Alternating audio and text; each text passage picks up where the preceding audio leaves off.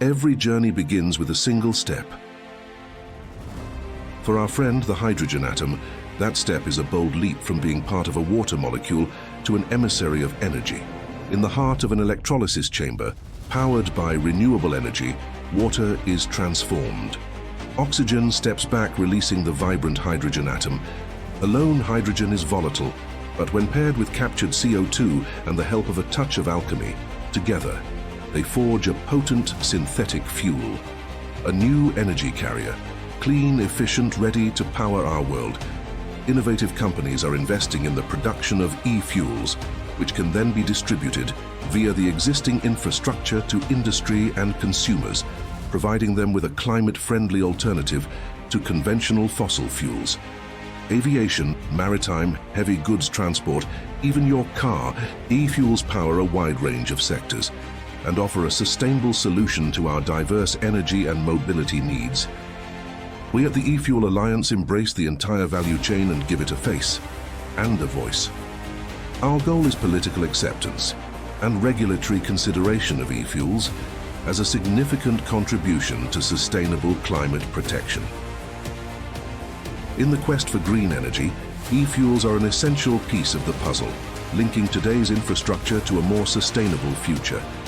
The eFuel Alliance is powering this transition, forging a path from hydrogen to hope, because the future of energy is now.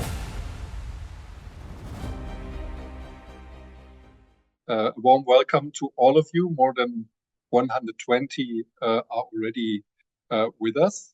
We are very happy to have you this afternoon to our today's webinar, Scaling Clean Fuels in Maritime Transport, Enabling the EU Policy Framework.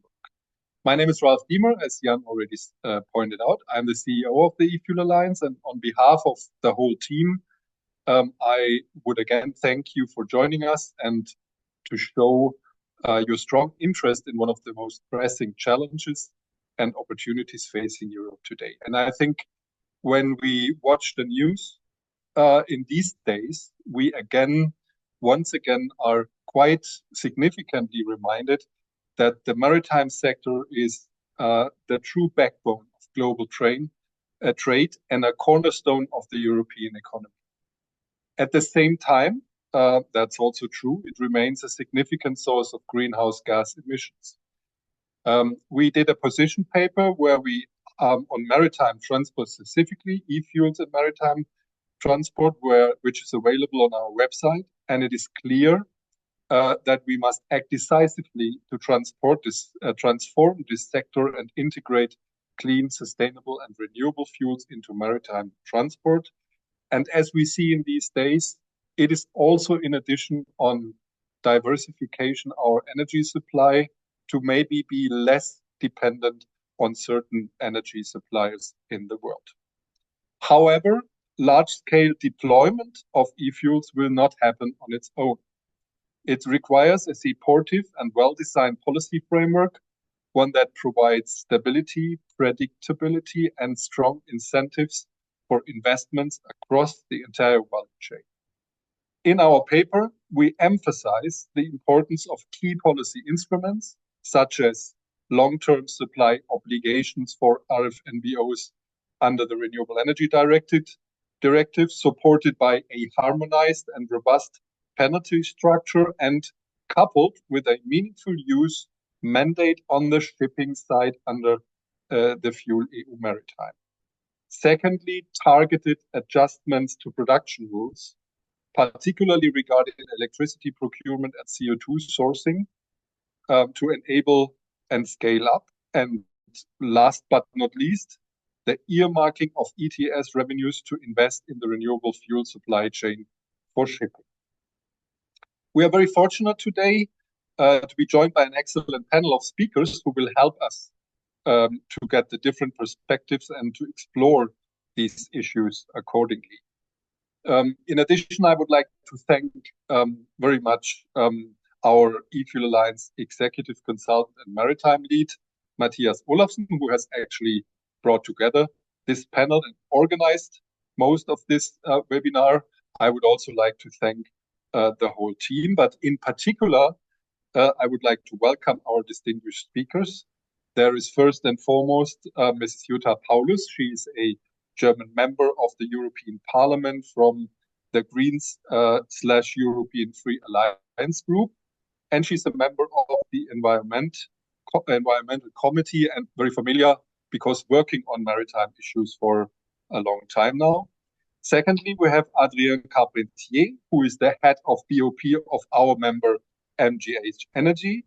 And last but not least, Sanne Henriksen, head of IMO and EU Public and Regulatory Affairs at the global shipping company Maersk, which is unfortunately, I might add, not a member of the E-Fuel Alliance yet, but all the way very much welcome in this webinar.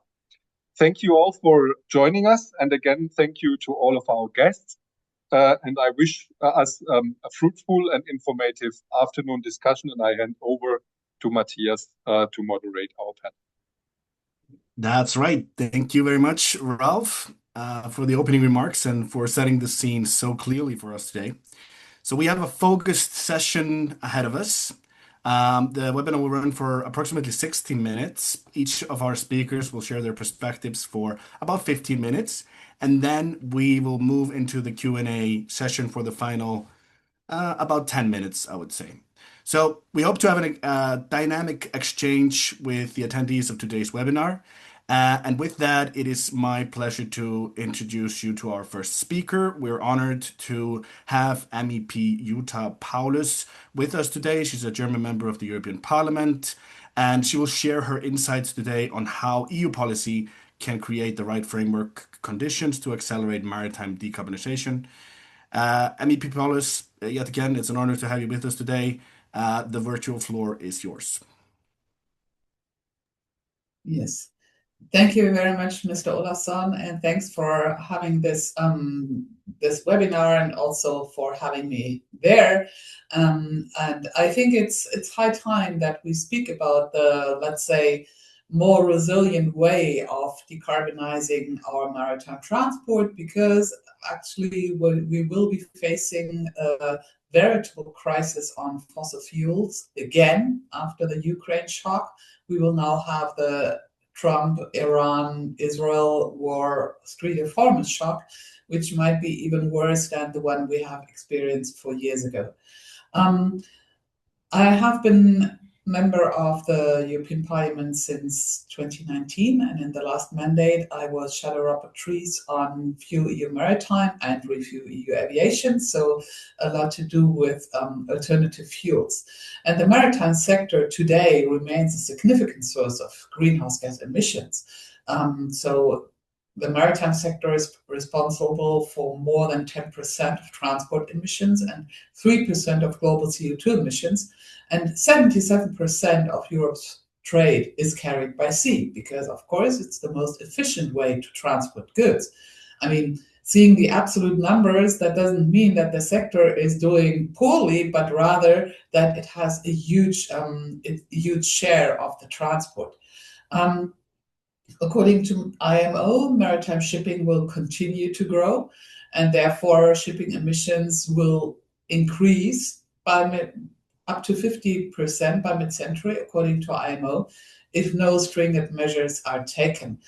I'm not sure about these numbers, to be very honest, because 1/3 of the ships sailing our seas today are transporting fossil fuels. And if we are being serious with decarbonizing our economies, not only in Europe, but also in China, in India, and even in the US and Latin America, then a lot of these ships will maybe in the future not be needed anymore. But nevertheless, sustainable and renewable fuels in shipping are needed in order to reach our climate targets and preserve our civilization. But there we have a problem. In the Fuel EU Maritime, we have a gradual reduction of greenhouse gas intensity set into law, which is applicable, unfortunately, only for large ships with a gross tonnage of more than 5,000.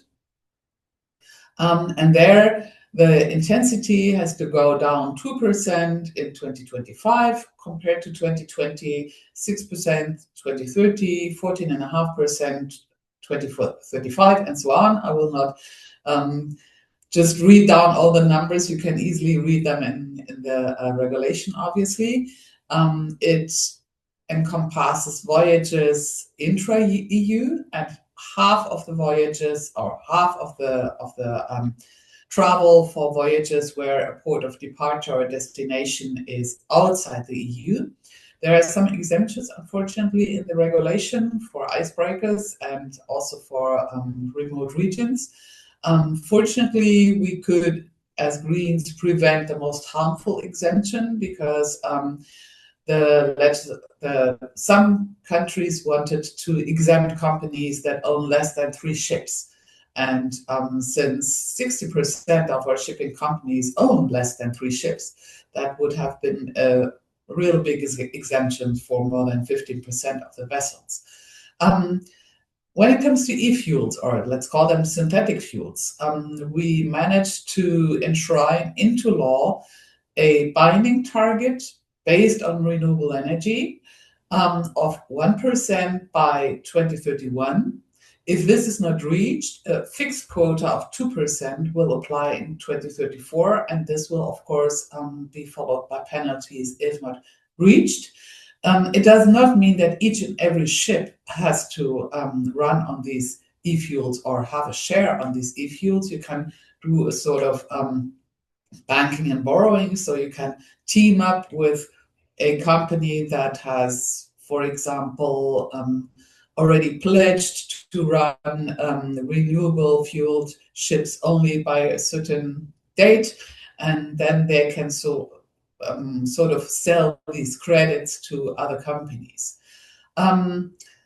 We have a missed opportunity when it comes to wind, but this webinar is about e-fuels, therefore I will not talk about wind here. But I see the danger that in the current, let's say, political environment, those quotas could also come under pressure. And why is this? Because we have so many e-fuel projects that have not yet reached maturity. So in order to be able to really fuel the ships with the percentage that is envisioned, that is enshrined into legislation, we would need many, many more investments that are actually also happening. And right now, if you look, for example, at the e-fuels observatory in shipping from transport and environment, you can see that we have very, very few operational projects. And therefore, the 1% target might not be reached in 2031, let alone the 2% in 2034. So therefore, we need much, much more investment. But given that there is so much talk about going back on our climate targets, investors are, let's say, they have the fear that their investment will not pay back, because if the target is also coming under pressure, then maybe no one would really want to buy those e-fuels. And I was a bit taken aback by the introductory movie where e-fuels were also advertised for road transport. I think we have very many more efficient, or one single much more efficient way to power road transport instead of wasting our precious e-fuels there, because we really need them for maritime, we really need them for aviation. When it comes to the demand that part of the revenues should be reinvested in the sector and reinvested in production capacities, be it as loans, be it as securities, I think you should talk to the member states, because the member states are the ones that are really having the hand on most of the ETS revenues, where also the maritime sector pays in. And therefore the member states should have a vital interest in strengthening their maritime sector and in helping the sector to decarbonize. Coming to the end of my intervention, I believe we have to really push back against the rollback which we are seeing in climate and environmental policy. We have to make sure that we don't invest into false solutions like LNG, which is now more or less dropping on the company's feet because LNG has become much, much more expensive, and the increase of prices is probably rather going on with the escalating situation in the Middle East. And we have to make sure that we don't have a rollback on the very strict requirements. What does count as a renewable fuel? Because in the legislation, we managed to keep out food and feed crops. But if this were to be reintroduced into the legislation, as the push from the IMO is coming there also, that would have a detrimental effect on the nascent sector of e-fuels, which, as I said, we need not only in maritime transport, but also in aviation. And I will keep fighting for these future fuels, I would call them, and hold back against the old fossils. Thank you.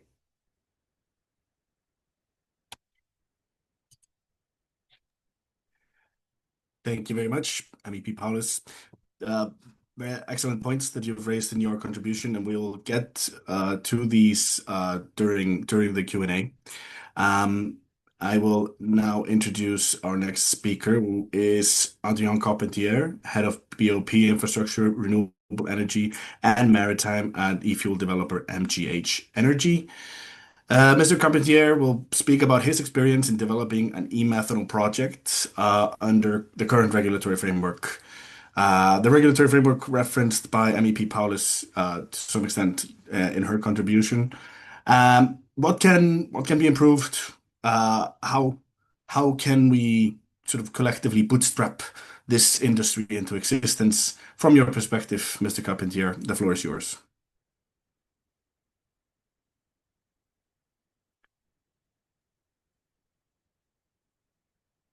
I do. Sorry. Thank you very much, Matthias, and thank you, MEP Paulus. So first of all, just a short introduction about who we are, MGH Energy. We are part of Soper Group that was founded by Jean-Michel Jarmat, who is a pioneer in the renewable sector. He built the first wind farms in France, but also in North Africa. And he's the founder of La Compagnie du Vent that was sold to Engie in 2017, and that became Engie Green. Just to let you know as well, we also have some shares in a ship owners named Zephyr Eboré that is operating La Canopée, a vessel that is carrying Ariane 6 rocket parts across the Atlantic. So just to illustrate our point today, I would like to introduce you two projects that we are developing at MGH Energy that are both complementary and that can reflect the kind of project that are trying to reach their FID, or that for some of them have already reached their FID today. So first we have our European project named L'Ardoise that we are developing in France next to a maritime hub, which is Marseille-Fos-sur-Mer. And then we have our Janassim project, a project that we are developing in Darla region in Morocco, in one of the spots with the best renewable potential in the world.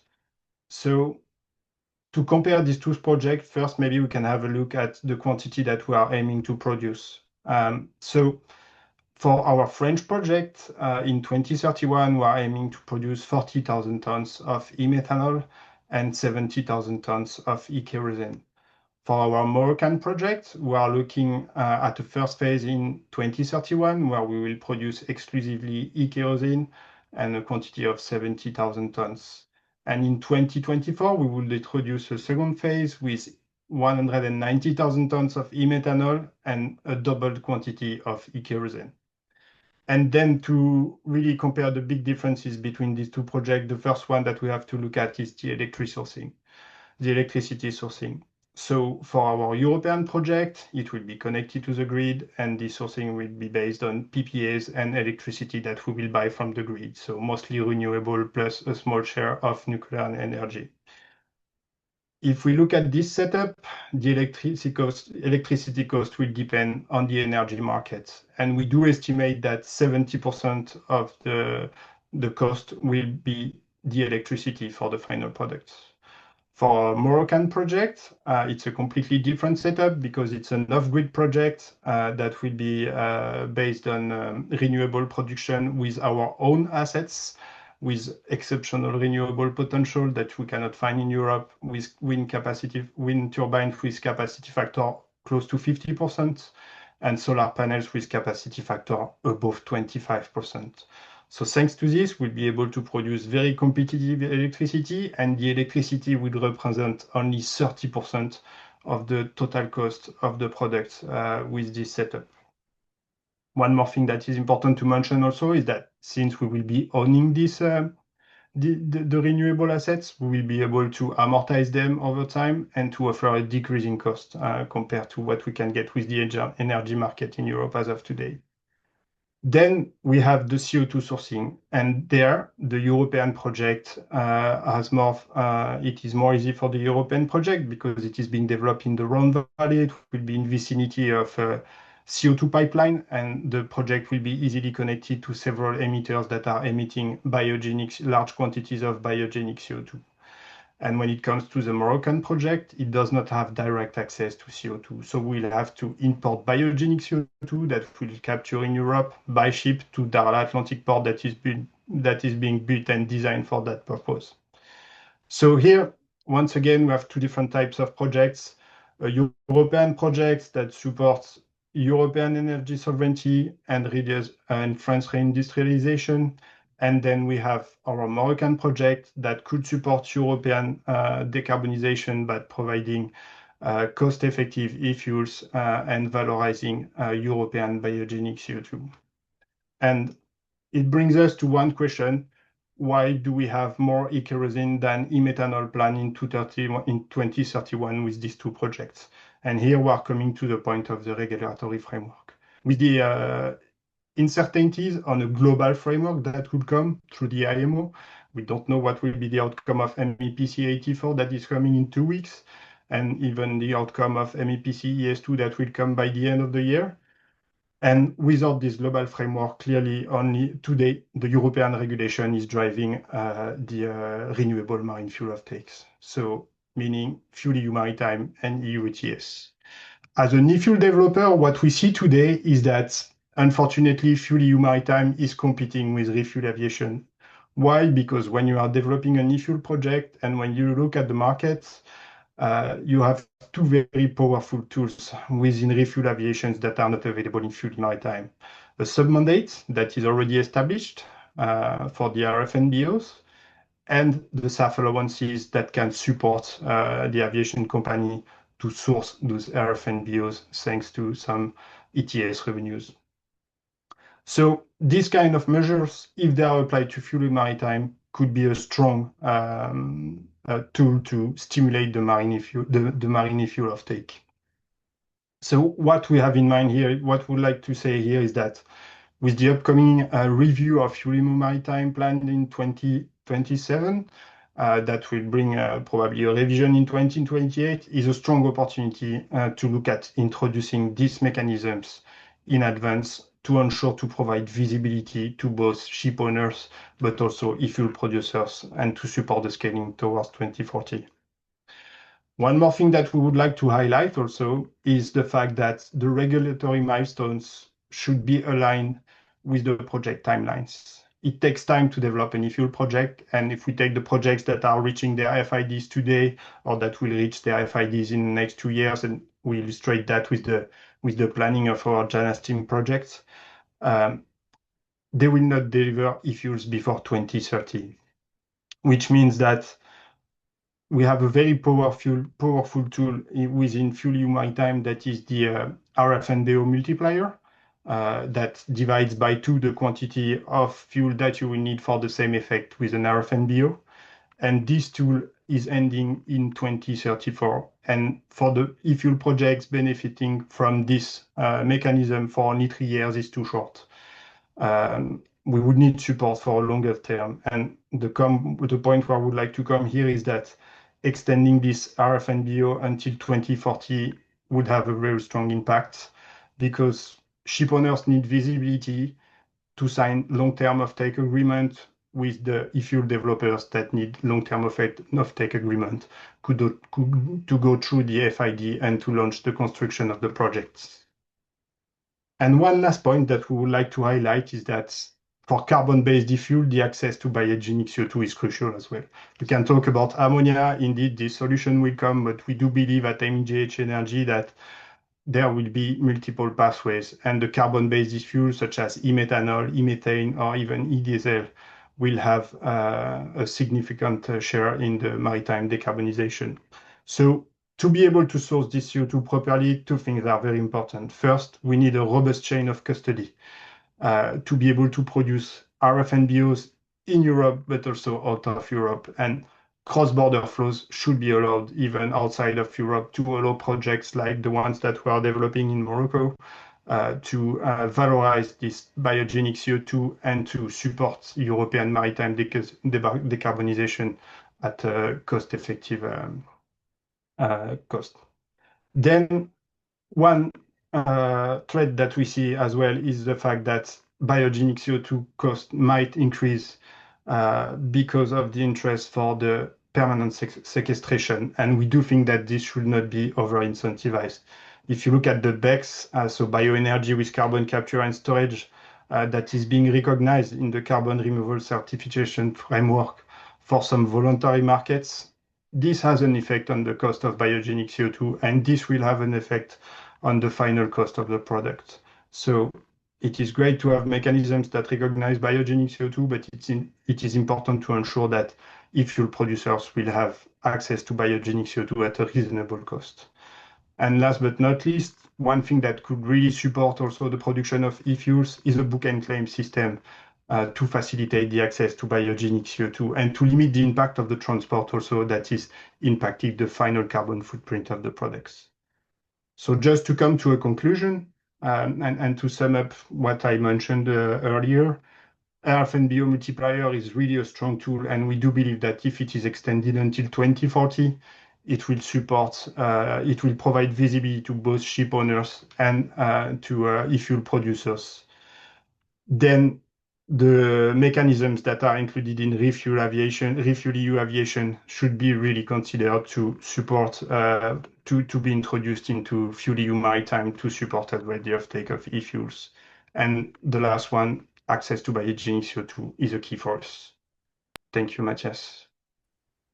Thank you, Adrian. Very interesting presentation. A lot to touch on here for the upcoming Q&A session. But in order to get there, we'll move to the next speaker, who is Sanne Frias Hendriksen, Head of IMO and EU Public and Regulatory Affairs at Maersk. So Sanne and I have met many a times in the big hall at the International Maritime Organization in London, where we've worked towards a framework that enables the deployment of renewable fuels in shipping. So far, at the global level, very much not successful, but hopefully eventually that will be the case, right, Sanne?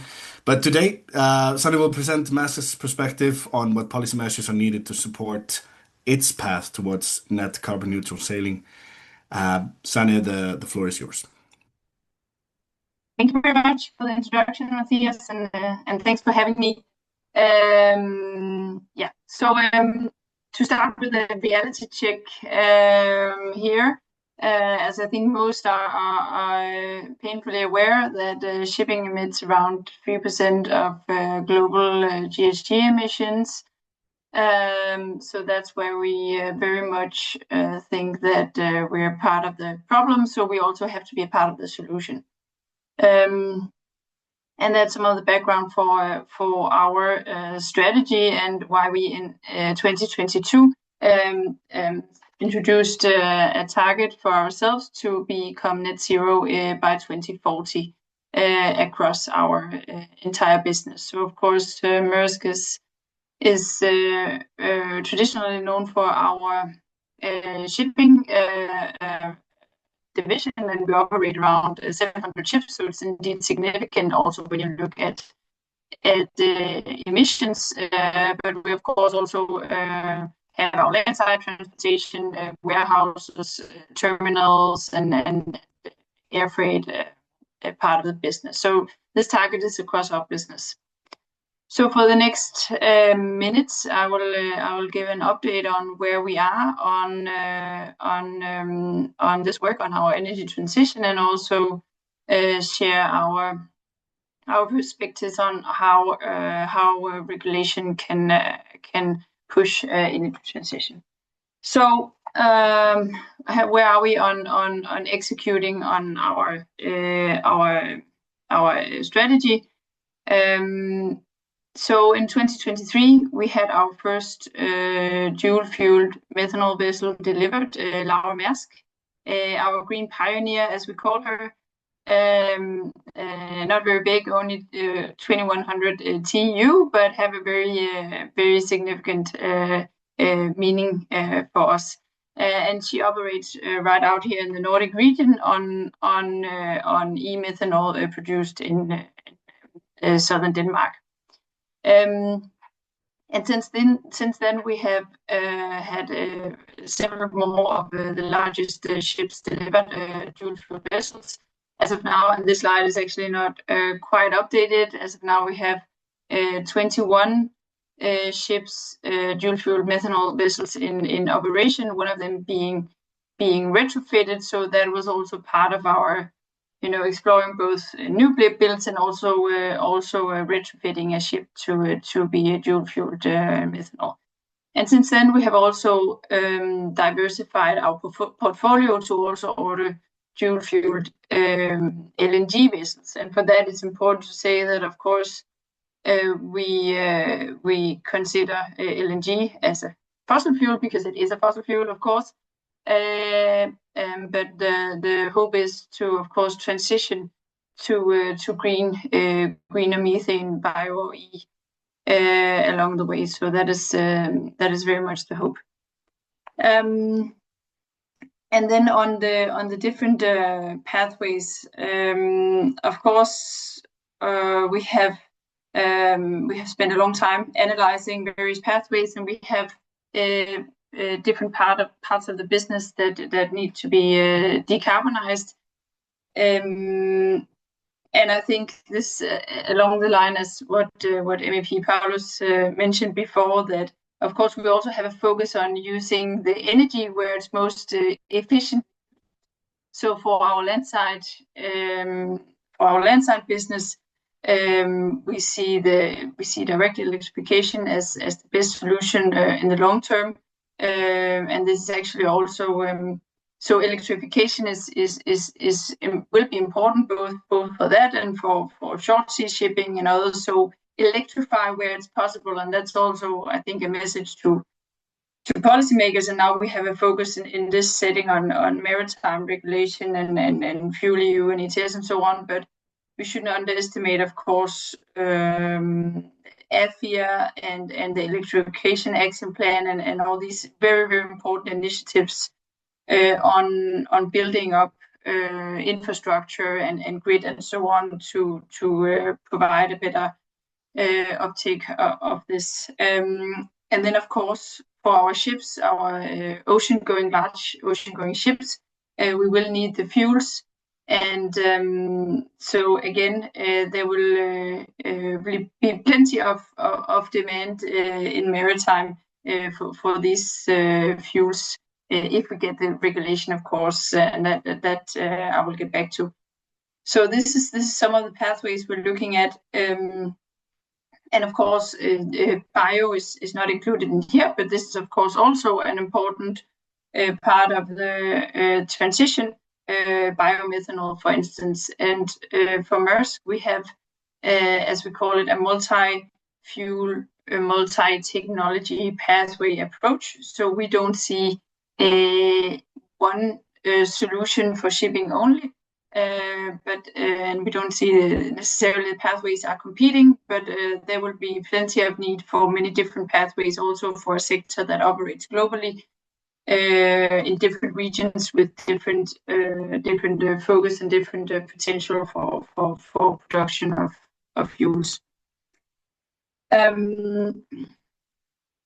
So we have you can say, four pillars of how to reach net zero. One is the fleet renewal, as I spoke about. That is sort of on track in the sense, it's quite clear that it's technically viable. Dual-fuel methanol vessels are already in operation. Safety aspects can be managed very well, and these things. So on that box can be ticked off from a technical perspective.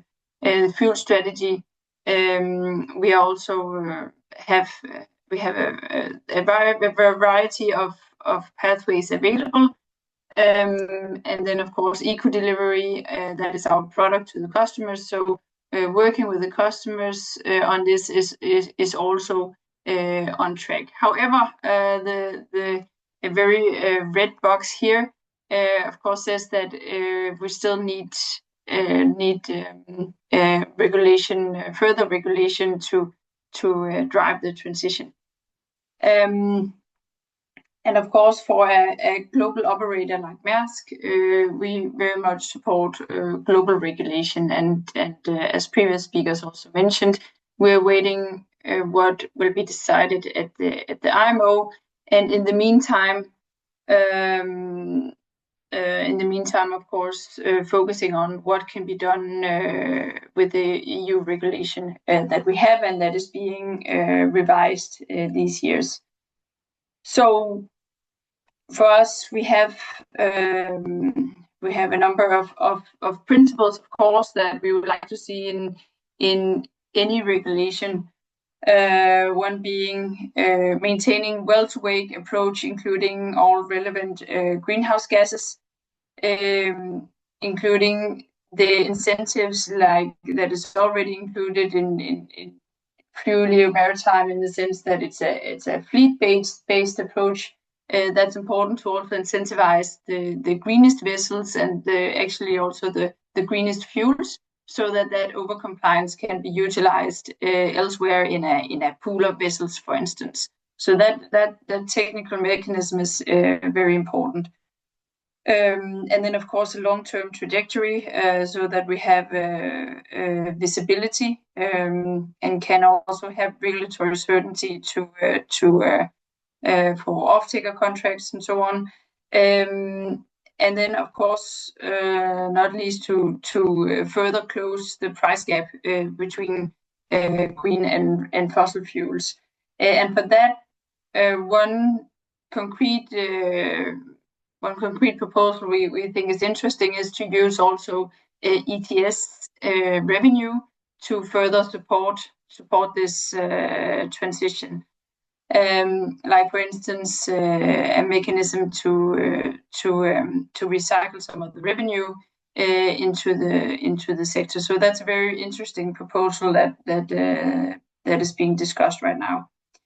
So the main message here is, from our perspective, industry is ready. We are ordering the ships, and we have the fuels, as the members of eFuel Alliance very much know. It's technically viable, but further regulation is needed to close the price gap between fossil and green fuels. So that's what I had for now. Thank you.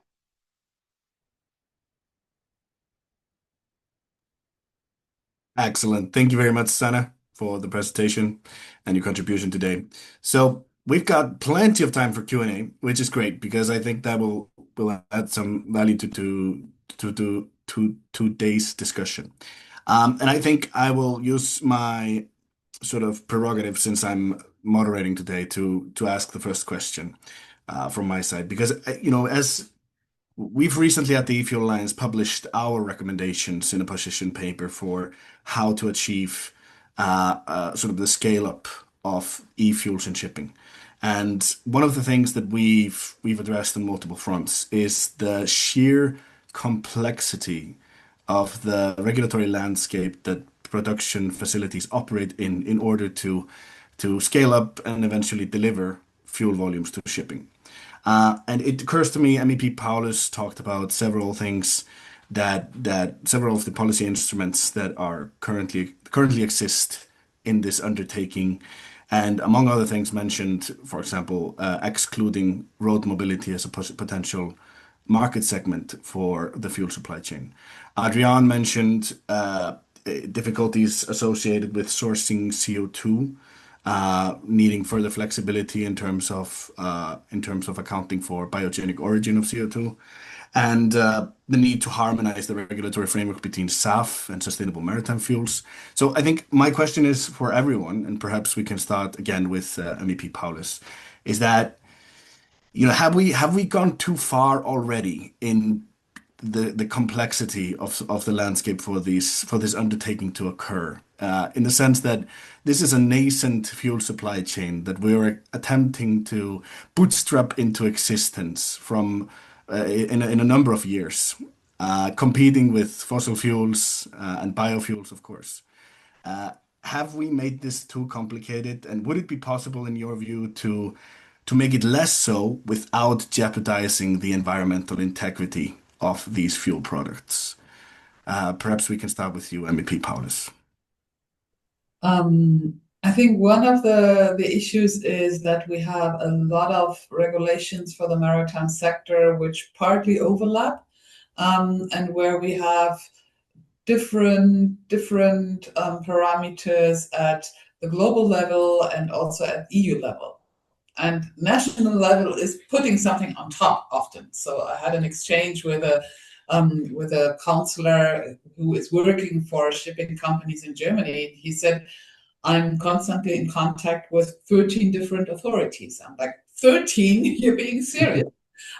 Which is not the EU's fault, but rather the fault of the national regulator, and sometimes even the regional level comes up with something else, because the ports can make a lot of rules by themselves. But my caveat is, if we make things, let's say, too easy, if we say, well, we should look at having e-fuels in the first place, regardless where the CO2 comes from, regardless where the electricity comes from, blah, blah, blah. Then we would have a problem with investments going in the wrong direction. If you look at the example, when we go back to the 1990s, when it comes to renewable energy, Great Britain took the pathway to say, we'll just set a quota for renewable energy, and companies shall use whatever renewable energy they think, electricity providers, which of course had the effect that the most cost-efficient renewable energy was invested in, which was wind at that time. And because they had very strict rules on landscape protection, it was offshore wind, which was good for the offshore sector. But the solar sector would never have had the sort of rise and scaling up had we not had differentiated feed-in tariffs for solar and wind in Germany, even regionally differentiated, so that you wouldn't have wind turbines only at the coast and nothing in the south, and vice versa. So by having the right level of granularity, you actually can trigger investment in the right things. Of course, if you're, so to speak, over the rim with too much granularity, with too much nitty-gritty details, then of course people will say, well, I'll just go to Australia because they don't care in what I invest. And that's a bit the danger, which I see, that investors could say, well, in Australia, no one asks me about my waste because they have so much space, I can just put my waste anywhere. And Europe is too nitty-gritty. So it's tricky to find the right balance, but I still believe that it's better to have too much nitty-gritty and scale back on it than to give too much leeway and then try to catch it again, because then people will rightfully say, no, I invested, I don't know, 35 million, who's paying me back? Yeah. Yeah, I think that perspective was very much shared when we first started advocacy on the Fit for 55 package back in 21, from the Commission, where we were, for example, pointing out issues with production rules for e-fuels, and then we would get the perspective, well, let's see what happens, how the investors will react, and we'll take it from there, right? So, moving on to Adrian. Back to my previous question. We're trying to enable a nascent fuel supply chain. Is it too complicated? Can you, or is it perhaps just a competitive advantage for companies like MTH? So yeah, truly, there's a lot of regulations to go through when you want to produce an RFNBO. You have to look at the sourcing of electricity, the correlation, the temporal correlation, and all these aspects. And sometimes we feel like there is a lack of, I would say, flexibility on some aspects. If you mentioned, I mentioned the biogenic CO2 access earlier, which is a challenge for some of the projects. And we do think that having a bit more flexibility on these topics could help us, meaning still sourcing biogenic CO2, but at least using a book and claim system that would allow us to limit the transportation, because it will also have a benefit in terms of emissions and related to the transport and liquefaction of the CO2. And then when it comes to the discussions with the ship owners, it's the same. If you talk to a major ship owner like Maersk, for example, who are there with us today, they have the knowledge, they can go through all the regulations, and they understand what benefits they get if they get to use RFNBO in their energy mix. But medium-sized and smaller-sized ship owners are struggling with all this regulation, because we are talking about the EU framework, but they are trying to look at what will happen also at the IMO and what could be the global framework. And this is clearly just slowing down their decisions and just preventing them to get engaged in long-term offtake contracts as well. Right. And over to you, Sanne. Same question. From your perspective as a ship owner, you're trying to source these types of fuels, and there are quite numerous conditions to consider when looking into these developments. Does it look as if we've made it too complex from your side? Yeah, well, I think it all comes down to, as I mentioned before, many of actually the boxes are ticked off in the sense of, we can do this. So chicken and egg situation as we had some, let's say, 4 years ago, where, at least in maritime, should we order the ships first or get the fuel first, and what is possible and not. We're past that now. Of course, it's a question of price, simply as simple as that.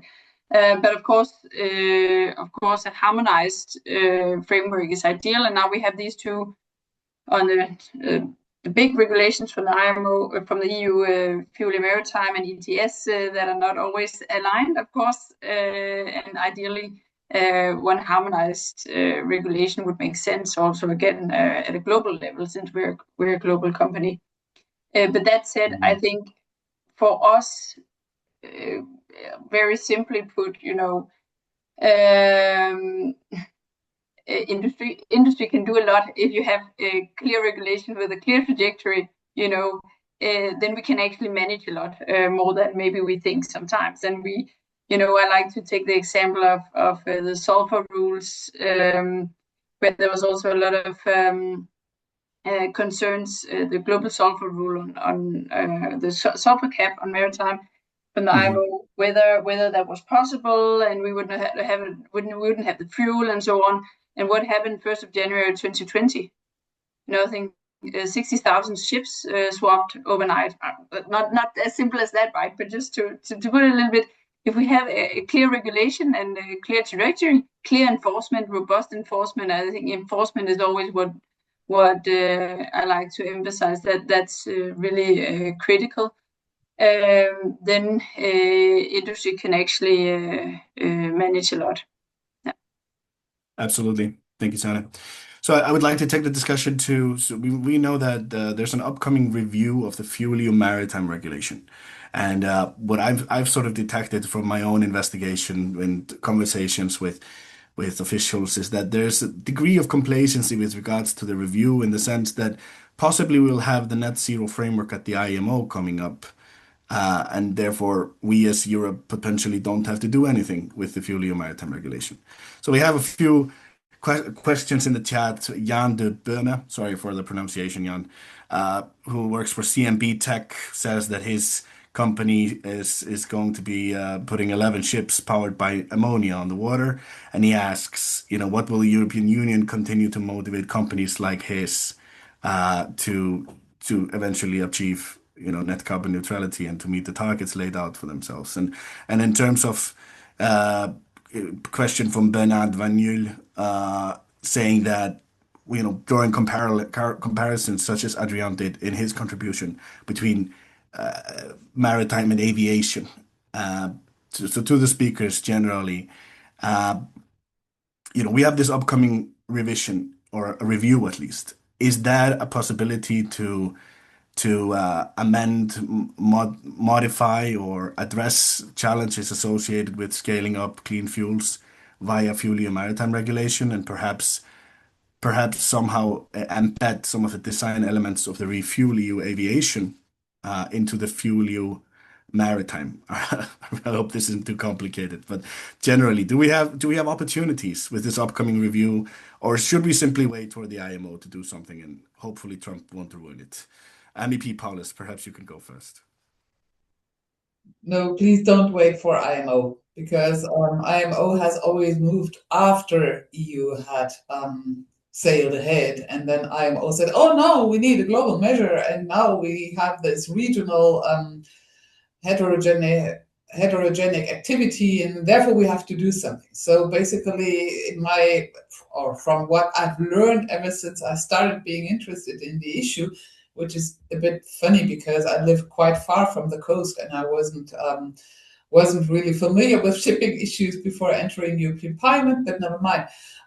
So I think waiting for IMO is not the best idea of all times. I remember my first visit at IMO, which was shortly before COVID hit us, and there let's put it that way, I didn't have the impression that it's the most progressive organization on earth. So they were basically, well, but we have to keep using fossil fuels, so why bother? So I don't think it's a good idea waiting for them. And of course, a revision of a legislation is always an opportunity. We have always the opportunity to improve things, to make things better. I find the idea of earmarking funds for the decarbonisation of the sector really attractive. It's all a question of the political will, also of the people who will be working on these issues, obviously. I mean, I negotiated quite a few files in the last mandate, and it was really striking how different negotiations were depending who was sitting at the table. Sometimes even MEPs belonging to the same group, but being, let's say, not exactly on the same page when it comes to climate policy or fossil fuels or whatever. So there is an opportunity, but there is also a danger. We have to see that, because we might as well see, well, we are in so much competitiveness issues, so why don't we do away with the targets and make it easier for the sector? So we could see that also. So as always, things have both sides. I was a bit surprised about the demand to extend the multiplier, because when we have a quota, why do we still need a multiplier? That's not really clear to me. Thanks. Thank you, MEP Paulus. And over to you, Adrian. Perhaps you can address that question regarding the multiplier, but also in your contribution, Adrian, you were drawing parallels between the aviation regulation and in ReFuelEU Aviation, you have long-term quotas for RFNBOs towards mid-century, which is not the case for FuelEU Maritime. You also have additional support through the ETS system to bridge the cost gap between fossils and renewables, which is not the case for FuelEU Maritime. It is now an opportunity to address these points from your perspective. Yes, exactly. And just maybe to start with the multiplier, we do believe that the multiplier should come along with the quota, because the quota will just force the ship owners to source these e-fuels, but the multiplier will be there to support them, meaning that if you apply a multiplier, at least for the early years, while the e-fuels will need support to become cost competitive. Then you will divide by 2 the quantity of e-fuels needed for the ship owners, which will just support their decarbonisation and their compliance and their willingness to sign long-term offtake contract for this kind of fuels. So we do believe that this can come in parallel. And when it comes to the allowances, this is something that can be done in parallel as well. If we do a parallel with the IMO Net Zero framework, which is being discussed, this multiplier is just being introduced now. It's part of the discussions, and many countries are supportive for it.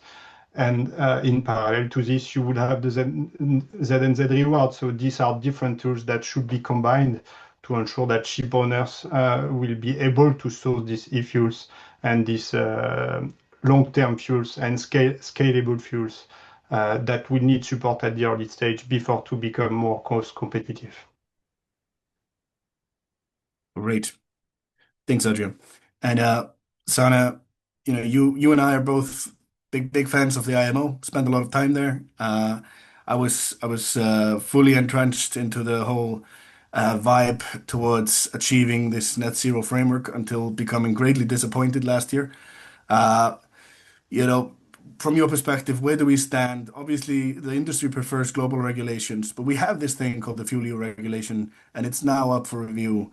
Should we ignore it and just work towards the global framework? How do you see it from Mass's side? And please note we only have 2 minutes left. Yeah. Very briefly, well, of course, if there's an opportunity to make a regulation better, as Paul said, then of course we should use that clearly. But we'll have to see also what comes out of the IMO, and hopefully we'll have some clarity by the end of the year, and by that, purely maritime being up for revision next year is then maybe we can take stock. But let's see. Of course, it's a dynamic world right now.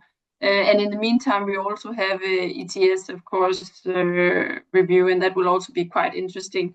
And again, we think there's some opportunities there to also use the revenue in a better way, also to support and to further reduce the gap between for the greenest fuels. So that's definitely also an opportunity we should use in the meantime. Absolutely. Absolutely agree. And we have we could probably continue this debate for an hour or two, but we're at the end of our time today. I would like to thank our distinguished speakers for contributing. MEP Paulus, thank you again. Adrian, Sana, excellent contributions. We appreciate your input, your insights, and your expertise. The eFuel Alliance continues to work on maritime topics through its shipping working group. We've recently published our position paper on maritime transport available on our website. To all of those attendees today who did not get an answer to their questions in the Q&A, I would be happy to reach out to you bilaterally via email to provide my insights or those of the eFuel Alliance in that context. And please stay tuned for forthcoming events of the Alliance. We thank all of you for your participation and your attendance today, and we wish you a great rest of the day. Thank you.